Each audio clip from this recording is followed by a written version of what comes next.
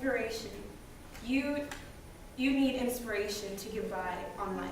And I will say that today, and I will live with that, and I will live with that saying for the rest of my life.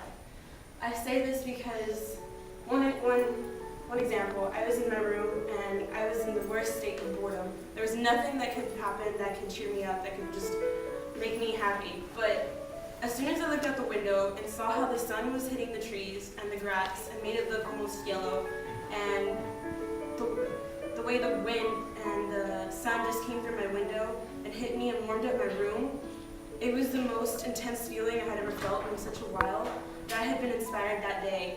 And I created a drawing that day, and it's still hanging in my room. And every time I look at that, I think inspiration. Inspiration is what you live by. It makes you happy. It makes you want to do things that you've never done before. It makes you feel infinite. It's amazing how you feel when you're inspired.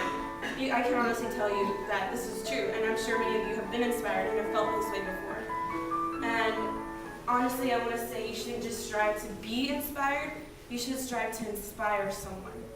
Because, as I just explained to you now, someone could have easily done that to me before too. Someone sang, and I was inspired. And since that day, I've been wanting to sing the rest of my life, and I sing.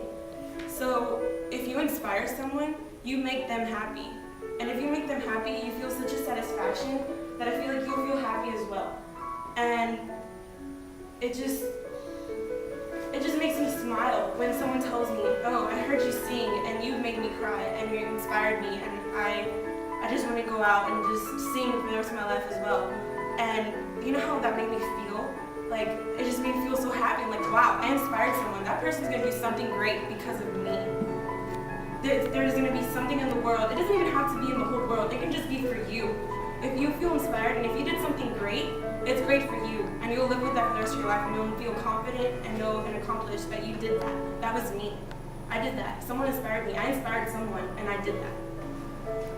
So right now, I just want to talk about how music affects me, and it'll tie in at the end.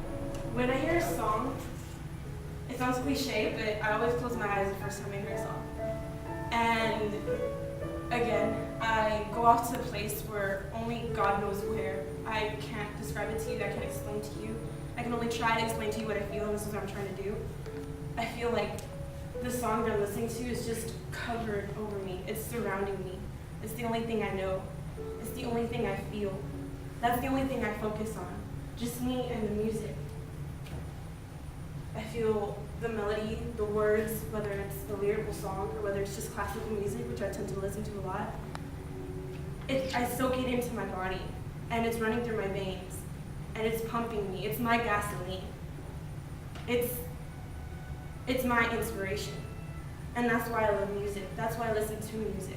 It's my inspiration. It's what I love to do, what I love to hear, and that's why I sing. So when I'm in that place and when I'm listening to that song, I'm in this ideal state of serenity. I'm in peace. I feel happy. There's nothing that can bring me down. There's nothing that I can't do. And there's also something really strange that happens when I go to that place.